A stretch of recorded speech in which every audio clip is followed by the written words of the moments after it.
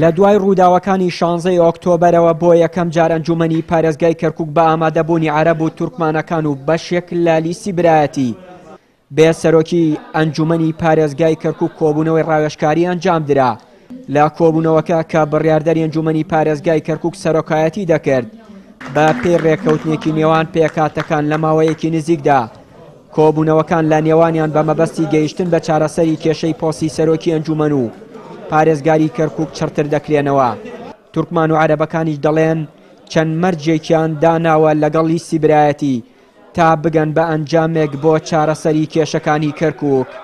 زي ما اتفاق كرد يعني قبلنا كان حل مجلس محافظة به چونكي كركوك حاجتي هي بو أو مجلسة دواي أو فترة تردي أقرب انتخابات بمحافظ يعني محافظ أبي مجلس محافظة أوان اختيار بك دواي إمام دو أستاذ أوصل دي هجدة أو يعني مشاريع من هي شروط مشاريع أبي مجلس محافظة موافقة بك أو مشاريعه دوام اجتماع ما كردنا اجتماعات أبي لما قاعي مجلس به جاي ترنابي خارج كركوك سياميش إن شاء الله مباحثات من أبي لقل برادراني كرد وعرب حتى مثلا رئيس مجلس انتخاب بكين هالبجيرينيان ومحافظ يعني المجموعة العربية إما چەند خاڵێکمان داوە بە برایانی لیستی برایەتی تا بگەینە چارەسەری کێشەکان.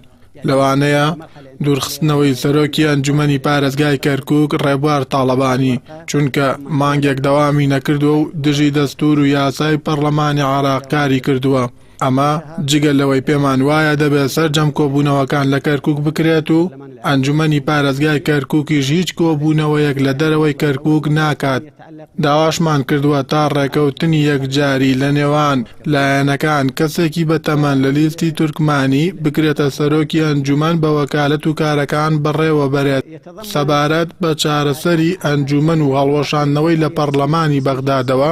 ئێمە هەمومان لە کورد و عەرەب و تورکمان دژی ئەو بڕیارەین پێمان وایە ئەنجومەن دەنگی شەرعی گەلە و نابێت دژی دەنگی خەڵکی پارێزگایەک بڕیارێک دەربکرێت. لای خۆیەوە بڕیاردەری ئەنجومەنی پارێزگای کەرکووک دەڵێت لە چەند ڕۆژی داهاتوو کۆبوونەوەکان چڕتر دەکەنەوە بۆ قسەکردن لە سەر داواکاری پێکاتەکانی ناو ئەنجومەن و گەیشتن بە ڕێگە چارەی کێشەکان. مڵێک نووسراویان دانا دایە دەست ئەنجومەنی پارێزگا بۆ ئەوەی ڕێکەون لەسەر بابەتەکان کە چۆنچۆنی لە ئایندەیە لە پێناو کەرکووک ڕێکەوین لەسەر هەڵبژاردننی محافظ و سەرۆکێکی ئەنجومەن هەروەها نوقاتی خلافی چێت تەواوتوێ بکرێت اتفاقەکە لەسەر ئەوەندەکەیە کات دیاری نەکراوە بە زووترین کات وا دیاری کراوە نەک هەفتەی داهاتوو.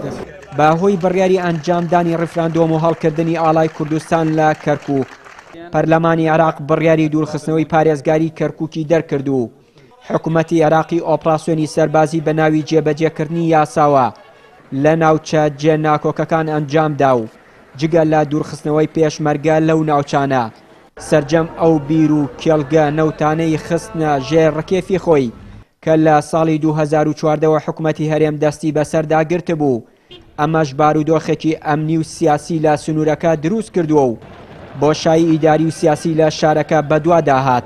بۆیە هەوڵەکان بەردەوامە بۆ چارەسەری ئەو کێشانە بە پێچەوانەوە زەرمەندی یەکەم کورد دەبێت و پۆستی پارێزگاری کەرکووک بە هەڵواسراوی تا ئەنجامدانی هەڵبژاردننی داهاتووی عێراق دەمێنێتەوە.